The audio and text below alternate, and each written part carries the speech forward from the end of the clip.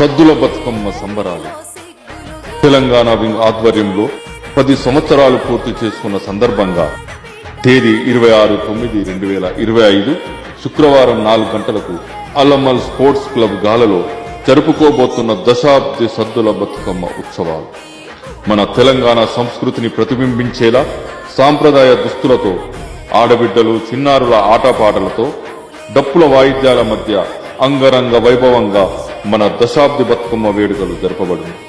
తదుపరి బతుకమ్మ నిమజ్జనం అలాగే భోజనాలు కూడా సర్వ్ చేయబడును. అందరూ ఆహ్వానితులే.